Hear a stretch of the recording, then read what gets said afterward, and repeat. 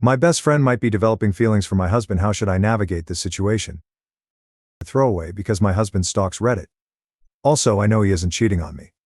He's at home more often than not, and I have full access to his electronics as does he to mine. Note: some identifying details have been changed to protect my privacy, such as names. My husband and I have been together since we were young teenagers. We got married last year and have a 6-month-old daughter together. She is the light of both our lives, as we both came from broken homes and want a better life than we lived growing up. My best friend came a few years later. We used to live in the same neighborhood and casually began to hang out. She lives with both her parents and siblings as she is studying to get her bachelor's degree. At first, she didn't like my husband. Said that he was clingy and tried to insert himself into our friendship. WTF, she was civil to him because he was my romantic partner. For context, my husband is bipolar type 2. Autism and PTSD, and it causes him to be a little socially awkward and miss certain social cues and taboos. I love him regardless of it all. Over the last few years, we have been hanging out a lot more. She comes over for a few drinks, we go to movies, and even visit local attractions together. We all three have a good time, and my husband does try to make nights for just the two of us often too. However, last year my husband and I found out we were expecting a child together in January. I was working and fell ill because at the time I was working a fast food place. I threw up and went to the doctor. Come to find out, I was 8.5 weeks pregnant. My life changed and I had become more busy to get myself ready for motherhood. My best friend saw me less and less and we couldn't talk as much. My husband and I got married almost a month and a half after discovering we were going to become parents. That's when our dynamic changed. Recently I applied to school and am currently in college trying to get a law degree so I can become a paralegal and get to law school. I'm also a stay-at-home mom while doing college too. I've been super busy. One day my husband gets a text, and it's from my best friend. She asks if they can talk, as she was upset. He took the phone call with me protesting and a few minutes later said, "Sandra, fake name, we need to go get Karla, fake name. Her father is picking a fight with her." I get upset as we were watching a movie together and I had just gotten the baby down for bed. We go to her house, which is about 20 minutes away, and she stays with us for a night. As I get our daughter back down to bed, Karla asks to cuddle with the two of us in our bed. I was hesitant. I have issues with claustrophobia due to a traumatic experience as a child. My husband gave the go-ahead. We settle in for the night. Karla's dad apologized and she heads back home. Once she was gone, I blew up on my husband. What he did not only inappropriate, but was disrespectful to my boundaries. Ever since, when she has an issue with her dad, she calls my husband and vents. One day while my in-laws were staying with us, my mill overheard a convoy with my hubby and Karla. She was concerned and asked me if I was okay with it. I said no, not really, but every time I bring it up, he gets defensive, saying that she needs help. That she is going through a hard time. Blah blah blah. It is important to note that my mill was cheated on in the past by her ex, my husband's father. We are also extremely close, and she sees me as a daughter. She hates cheaters with a passion, and my husband, who I will refer to as James, was using the same excuses his father did. She asked to speak to him privately, and walked to our living room. They got into a heated match and James apologized to me. He said he didn't know that it was hurting me, and causing issues in our marriage. I asked him, how would he feel if I had asked him if another man could sleep in the bed with us. He kind of deflated and tried to say, "It's different. Blah blah blah." His stepfather, Mark, fake name, spoke up and said, "It is the same. You're uncomfortable with it. So is she." With the excuses. James respects Mark quite a lot actually. Mark raised him since he was 8 and his own father was in and out of the picture. Once the dust settles, my husband truly apologized to me for his actions and said that he would do better. I kissed him, and that was that. However, I wouldn't be right here if that was the end of the issues. Lately Karla has been calling him 3 to 8 times a day. She says it's because she is bored and has no one else to talk to. I snap. I call him out over the nonchalance about the situation. How when she calls, he answers. How it is making me feel like a third wheel in my marriage, etc. His response, she's just lonely. You're letting it get to you. That night I slept in the living room. I'm starting to suspect that she is trying to monopolize his time. She calls him for over an hour each time he calls. They talk, she complains about her life, etc. Almost like she is his girlfriend or something. I am starting to find this relationship troubling. It's getting to the point that it is affecting my marriage. Where do I go from here? Any advice would be appreciated. Edit. Thanks everyone for the feedback. I'm going to have a talk with him, with his mom involved. He won't listen to me if I don't. I'm tired of fighting him over this. I should have an update with a resolution in a couple days. I'm going to read everyone's responses more thoroughly. Thanks for the advice. Edit 2. My husband and I had a sit-down talk. His mother and stepfather weren't available. He promised me that he would explain everything in detail. I called Karla, and she said that we could talk Friday when she wasn't busy with school. She had something she needed to air out. I will have an update on Friday, hopefully. Edit 3. I woke up to a text from Karla this morning. She actually wants to talk to me tonight, alone. As her schedule has changed, we are going to have a heart-to-heart. Hopefully I will have some news. Edit 4. I need some time. I will post an update later on. My heart is hurting. Hubby and I are getting a divorce. Thank you for understanding, everybody. Comment 1. I'm really sorry to hear that things have come to this. It sounds like you've been incredibly patient and understanding, but your feelings and boundaries are valid. Take care of yourself during this tough time. Comment 2. It's heartbreaking to see how things unfolded.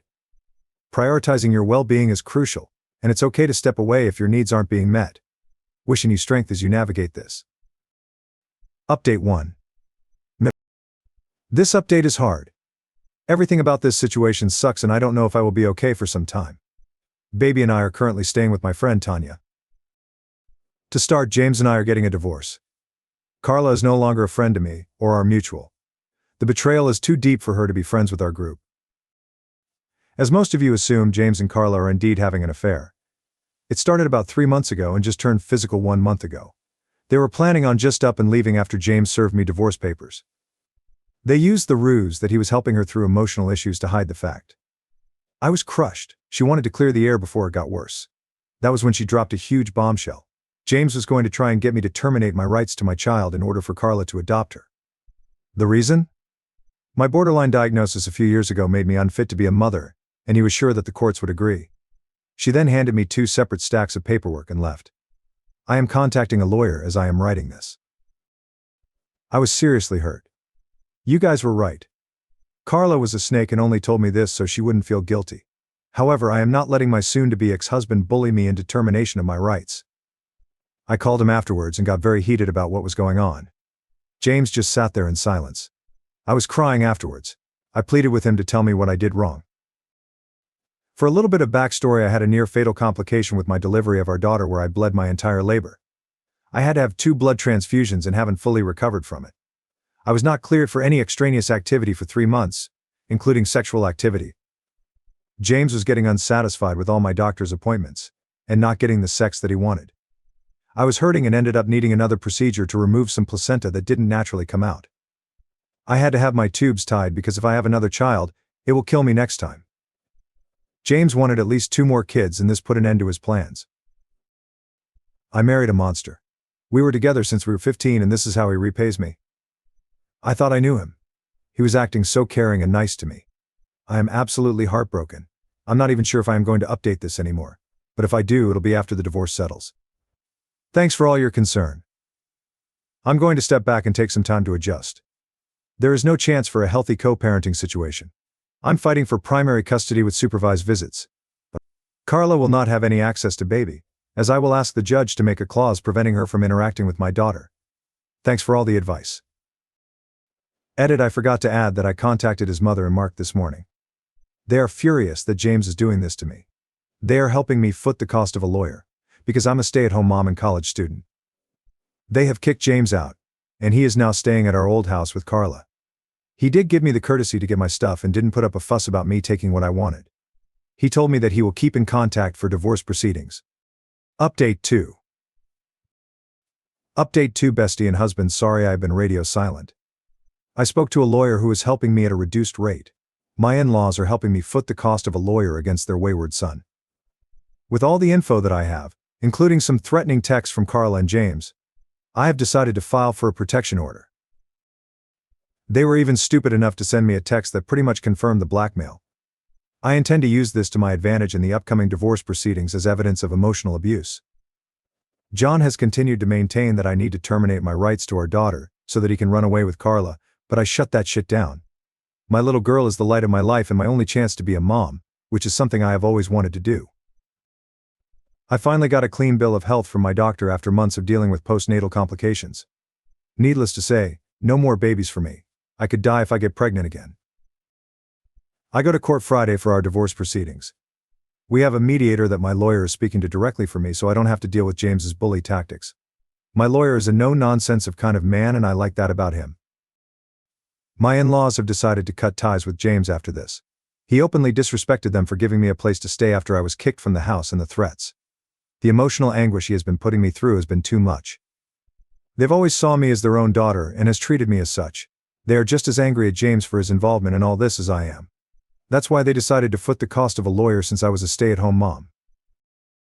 My therapist has upped my therapy sessions to 3 times a week. I was also formally diagnosed with DID recently, which only came out when I blacked out in a therapy session. My therapist and psychiatrist have been communicating and have suspected for a while that I have it, but got confirmed after my recent development in therapy. I haven't told James this, and never intend to. My mill does know and has been my rock through all of this. As for the commenters on Raw that say that I moved too quickly out of the house for it to seem real, I have one thing to say: I have very little, and had to go back and grab the baby stuff. My STBX and Karla have went on a weekend getaway to my dream location, which I knew they did to hurt me even more. The pics were sent to me by my current friend who gave me a place for a few days before my in-laws gave me a place in their home. Baby girl is adjusting to life without her daddy around all the time. She is super fussy most of the time and I am sure she misses having him around. It breaks my heart to pieces. That's all that I have for you right now. I will have another full update on Friday. Update 3. I have some great news. Baby girl is safe with me.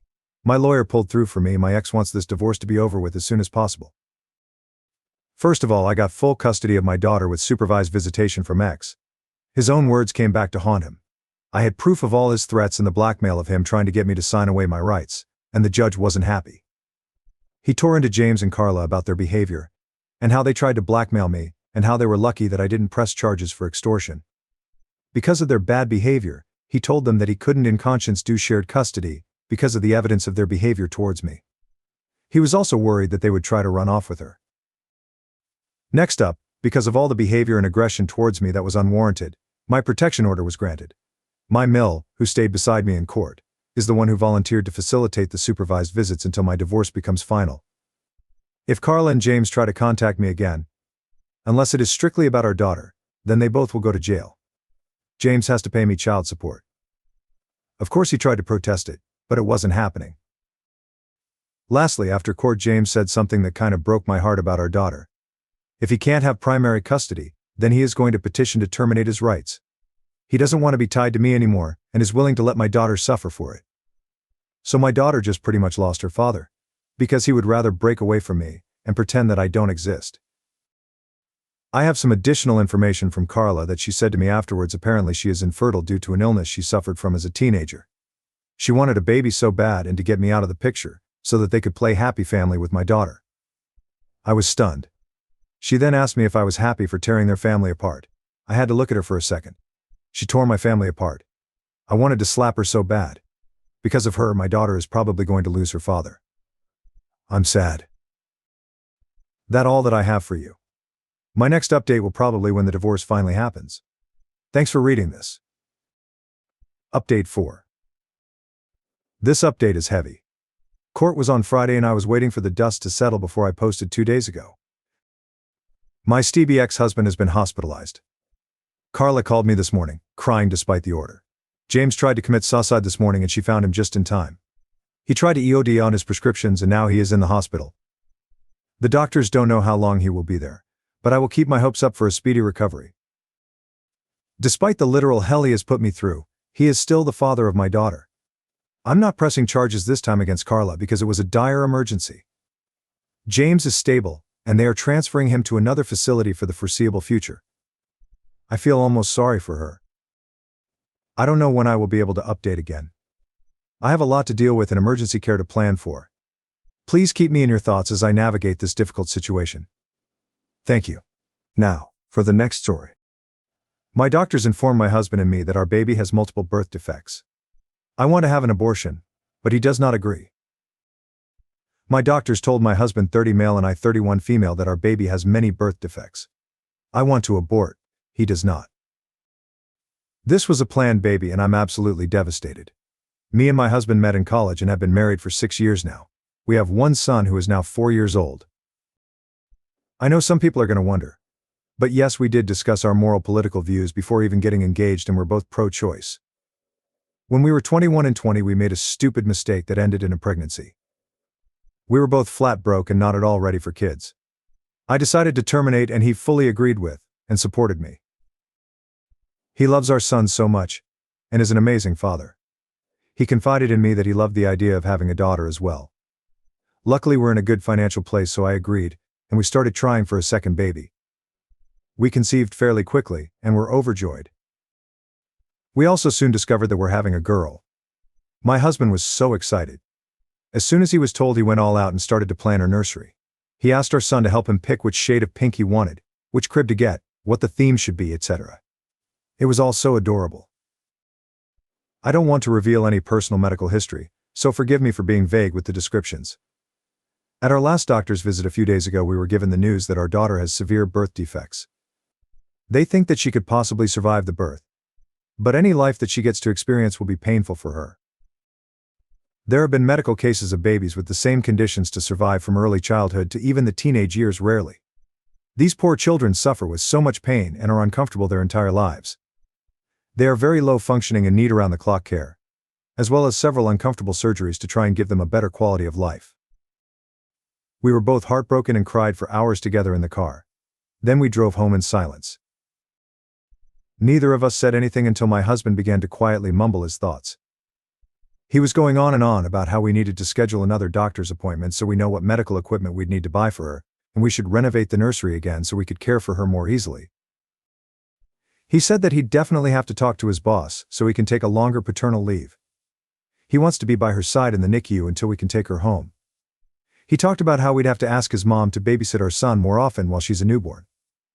He even said that maybe we could sell one of our cars, move to a smaller house, and take our son out of private school so we'd have more money to pay for our daughter's care. I was silent until he asked me what I thought. I was blunt and said that I think we should terminate the pregnancy. Now I feel bad for saying it that way, but I was still frazzled from the news. This made him very upset. He began to cry and ask why I don't want our daughter, even with disabilities. I mentioned our previous abortion. He said it was different because it was unplanned and we had no way to take care of the child. Now we're in a pretty good place financially, so theoretically we could shoulder the cost of our daughter. I have a bit of personal history with this type of situation. My best friend in high school was at my house all the time because her parents were way too busy with her severely autistic older brother. They did love her, but she was pushed to the side her entire childhood. I told him this story. He said that we'd do better by our son and daughter. My best friend's parents were stupid for having a second kid after they already had a disabled one. He then seemed hopeful for a minute and asked if I was just afraid. He promised that he'd be by my side the whole time and we could do this together. I told him it's not about fear. Our daughter will be in pain constantly if she's born alive. It would be a short and painful life for her. I love this baby so much already, I don't want her to suffer like that. He began to yell that even if she doesn't live long, we could still pour our hearts and souls into making her life as fulfilling as possible. I didn't respond and he stormed inside. It's been a couple days now and he won't even look me in the eyes. He sits in the new nursery for hours. Our son is very confused. I know he's grieving, but I really don't want to go further with this pregnancy. I love him so much. I have no idea what to do now. TLD, our husband and I learned that our planned daughter has many birth defects that would devastate her quality of life. I want to abort in order to save her from an existence full of pain. My husband wants to keep her so we can love her for however long she lives. Relevant comments. My daughter has a 20-year-old autistic bipolar daughter, my granddaughter. There are 3 daughters in total, one older and one younger. The autistic child cannot self-entertain and will always have the mentality of a 6-year-old child. My daughter's marriage fell apart and the ex-husband wasn't around to take any responsibility. Plus, my daughter was rarely reimbursed for medical and dental out-of-pocket expenses. The oldest daughter, the glass child, was prettified so her mother could work nights. She now has gone no contact with her mother and blocked her everywhere due to her childhood losses. The younger child has lived in the shadow of the autistic sister and has many issues going on. My daughter can't leave the two of them at home because the older sister becomes violent. When toddlers, the youngest had to have her hair cut short because her autistic sister would pull her long hair out by the roots and rip her scalp all bloodied. It was awful.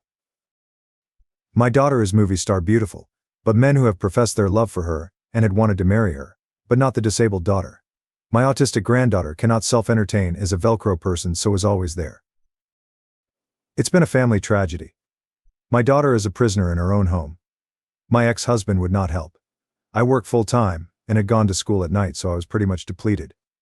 Plus, my autistic granddaughter is hard to keep. I love my granddaughter, but I would not wish her life or my daughter's life on my worst enemy. It hurts me to say this, but it would be a mercy to not bring this severely disabled child into the world. What a cruel thing to bring this unborn child into the world. The husband is out of his mind with grief and cannot see the whole picture. The wife needs to make up her own mind, even with the sad choice to divorce if it comes to it. To the haters out there, unless you have walked in another person's shoes, you cannot understand this catastrophic situation. I would also want to terminate. Can you guys talk to a therapist? Do you have time? Oops reply. We have a bit of time, but if we don't resolve this soon, termination will be impossible. Comments. Comments 1. Man says he would give all his love to a disabled child, even if it lived for a week in pain, but then abandons his family immediately. What a piece of shit. Comments 2. He wasn't thinking of the child. He was just thinking of what he wanted. Does he really want a child born for a short, painful life? Update 1. After I made my original post, my husband and I rushed to get a second opinion. Nothing changed, and it was still our originally diagnosed. Once I learned that, I scheduled the termination for as soon as physically possible. I didn't tell my husband at first. He kept on raving about how we could give her as much love in her life as we can. I feel bad for this now, but I snapped and angrily told him I was terminating the pregnancy. That I know how he feels. But I will not allow my daughter to suffer just because he wants to love her. He was very angry with me after I put my foot down. After he realized his pleading wouldn't change my mind, he didn't speak a word to me. It was like he refused to even acknowledge my existence. I was terrified that he'd go and leave me all alone with the scraps of our family. I tried to explain it to my son, but I think he still doesn't understand. Then, the night before the procedure, he stepped into my room and apologized for everyone, and promised to be more supportive of me from now on. I was so happy and relieved I started to sob, and he held me all night. My original plan was that my mom would drive me to the hospital, then once it's done a close friend would take me home. Since it was only the night before, he said he couldn't miss a full day of work, but really wanted to drive me home. I agreed to let him, and then the procedure was done in the morning. My son is having a long sleepover with my best friend's family. I don't want him to see me like this. The next morning the termination was done. It went fine with only minor physical pain, but the emotional toll was crushing. After I was done, he didn't show up to get me. I waited for hours and he wouldn't answer any of my calls. I ended up having to call a friend out from work to take me home. When we got there, I saw just one note on the counter saying he can't do this. A few of our daughter's special toys were removed from her nursery. My entire life has fallen apart in a matter of days. I asked my mom to watch my son for a little while. I still can't contact my husband. Everything feels so pointless. Relevant comments. I am a doctor and I work in ICU seeing children, exactly like the one you may have had. If I were in your position, I would have done the same thing. Let me be clear and say that nobody in your partner's position has a clue of the emotional toll that parents of severely disabled children go through. Everyone thinks they know what it would be like, but they're often wrong, and more often the parents of the child are struggling a lot. Whatever happens, FWIW, I think you made the harder, but smarter decision. Who's to say your husband wouldn't leave the exact same way after seeing your daughter suffer alive in actual pain? Leaves you a note on the table one night, I can't do this, and leaves you to care for her yourself.